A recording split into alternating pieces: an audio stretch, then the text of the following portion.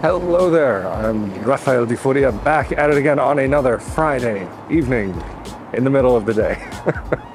Because this week, I wanted to do something that I haven't done in years on this channel. A few of you may remember a couple years ago that I did like a Italian fast food extravaganza, and today it's not a Portuguese fast food extravaganza, but I wanted to highlight McDonald's. No, not sponsored, but just something very extremely different. I'm always talking about try the traditional food, try the local food, try certain things. I will partially at least extend that in this episode to trying out local McDonald's in certain parts of the world because the menu is actually different. I mean, even some of the locations you may find a McDonald's inside of could be drastically different than what you have ever seen before. I mean, even in Porto, there's an old historic building that's been turned into a McDonald's.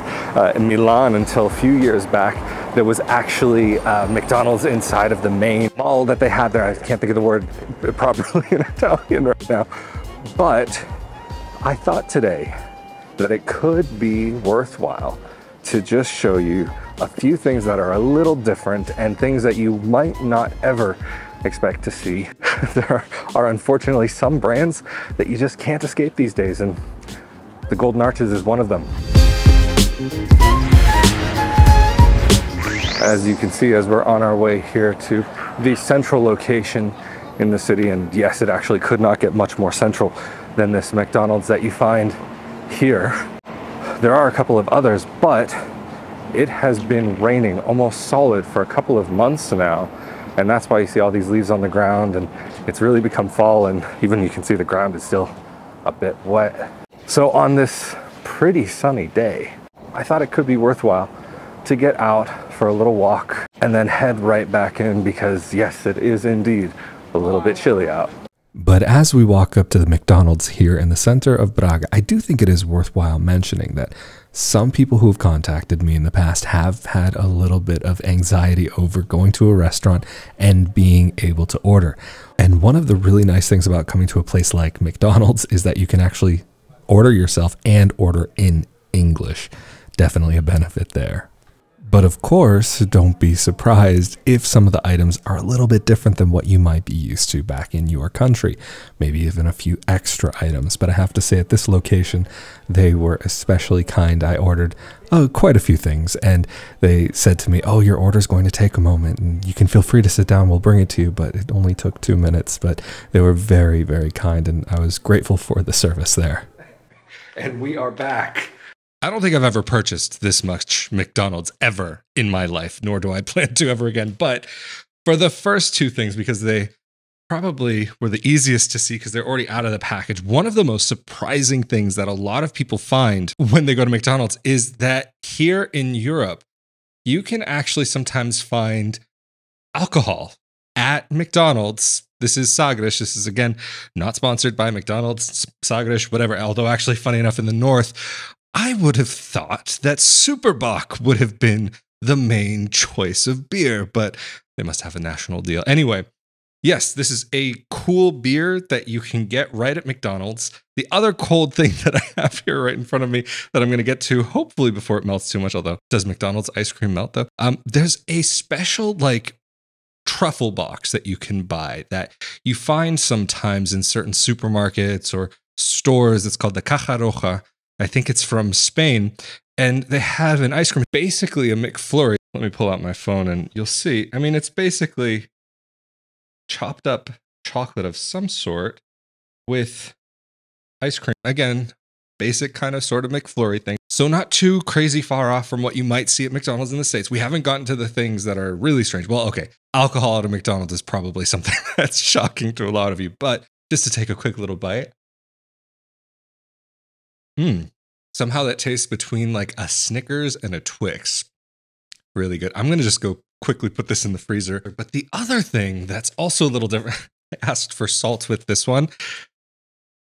Salt in a cup. All right, easier to keep track of. But the other thing that's a bit different, if I can quickly find it here.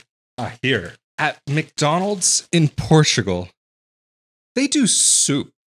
Soup is a really big thing here in Portugal, and I can't say that I'm surprised to see that they actually do it here. Unfortunately, today, the location that I went to was out of most of the soups there. I don't know what type of soup I got today, even. I think it was just a vegetable soup. Oh, and by the way, for anybody who may be curious about the prices, the beer was $2.50 and the ice cream, the McFlurry thing, was $1.75. This soup, sopa legumes, so it's a vegetable soup. It's $1.50. I got the 150 milliliter size. They have a larger one that you can get as well.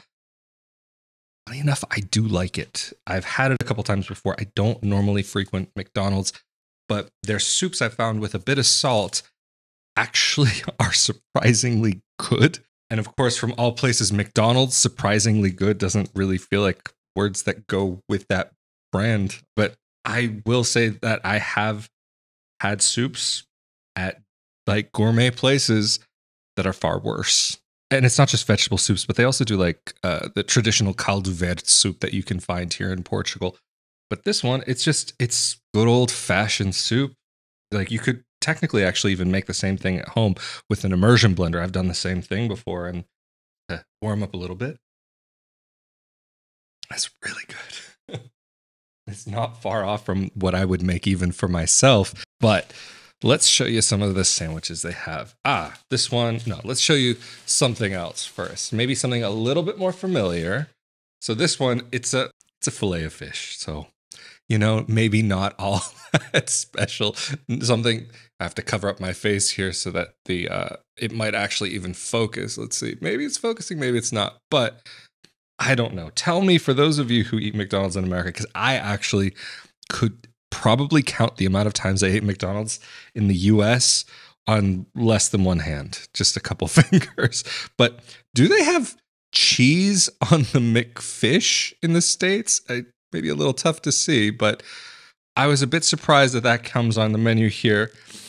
Take out the trusty knife, give you a little bit of that cross-section action to give you a little bit of an idea, give you a little idea of what we're working with over here. Nothing so crazy, just a regular fish sort of sandwich. I have to say it's not bad. I'd get it. This is my first time getting it. I've never had one before. But this next item on our little menu here is actually probably one of the things that I'm more likely to go to if I ever go to McDonald's while in Europe, and that's called the CBO. It's a chicken, bacon, something or other. Maybe onion is the third ingredient. It's a pretty solid little sandwich. Lettuce, chicken, bacon, bread, bacon on the bread with cheese on top. Again, we're not talking about gourmet food here, but it's something on the other side of the world. If you've never been to this part of the world before, it can be interesting to see what's on the menu over here. So probably a bit too much mayonnaise for my liking, but it'll do. This next one here, if it's the one that I think it is it? Maybe. And also, again, for anybody who's curious along the way so far, the fish sandwich, the was $4.20. So personally, I might say seems a little bit high price. I don't know what even the prices are in America for these things these days. And I know some of these things you just simply can't get, but filet of fish is probably the one thing that you could get. And then this CBO chicken sandwich, that was €6. So we're not talking about necessarily cheap meals over here. However, this next one is one that I actually find to be quite interesting because it's very un-McDonald's, if that makes any kind of sense. You'll see what I'm talking about in a second. It's called the Maestro Cogumelos, the Maestro Mushroom Burger, and it's supposed to have some sort of like truffle sauce and the spinach. I thought it was supposed to have arugula, but anyway. Oh, that's a different sandwich at a different chain. If you guys are interested to see the menu for Burger King, let me know. Again, this is a very different sort of video from what I normally do, but just for anybody who might be curious, let me know down in the comment section below if that would even be remotely interesting. Anyway, of course, we have to get back to the cross-section goodness. And here we go. I mean, as far as fast food goes, like normally I'm very against McDonald's, especially in the States, or at least I would have been years ago when I lived there. But sometimes these special menu items that you find across Europe are pretty good. There have even been points in the past where I've seen that they've had like baguette burgers like in different places. Unfortunately, right now they don't have some of those things, or they have these different items that represent different places. And this is just kind of what's going on right now. This is a special menu item that they've currently got going, but just a quick little bite. I'll tell you this much. It definitely doesn't taste like a McDonald's sandwich. Again, very surprising. But let's put this off to the side. I'm not sure how many more I have to go. Is it one more or two more? Oh, possibly. Oh, it's not just, I forgot I ordered some other stuff too. Not just the burgers. There's even a surprise in here that I've never seen or heard about at a McDonald's before. If you have any clue what this could be, maybe it exists in the States, and maybe this is something that I'm just completely unaware of, but if this exists in the States and you know what it is, maybe even leave that down in the comment section below and see if you were right or wrong, but I'll put this off to the side for now. But this final sandwich is called the rustic chicken. And this rustic chicken, firstly, to quickly talk about that Maestro burger with the mushrooms on it, that was $6.70, and this is $6.50. Here we go with this one. It's chicken sandwich. What can I say? It's got honey mustard and mayo, and I believe cheese also on there. But of course, we've got to get the cross-section goodness. And here we go. Yeah.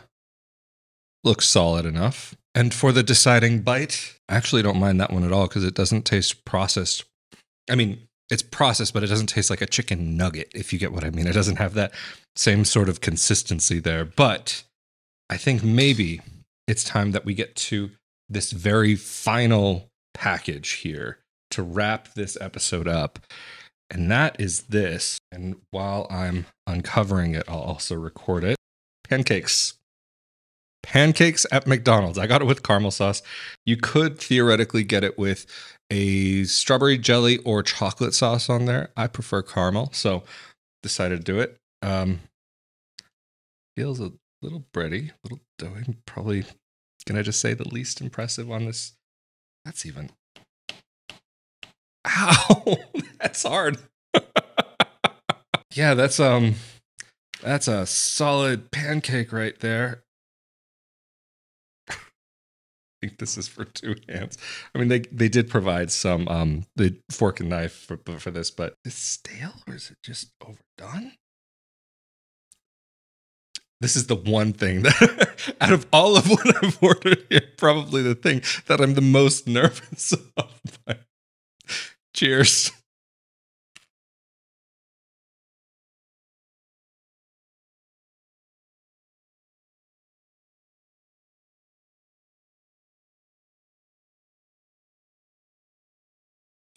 You ever ate something and you felt like it was eating you back?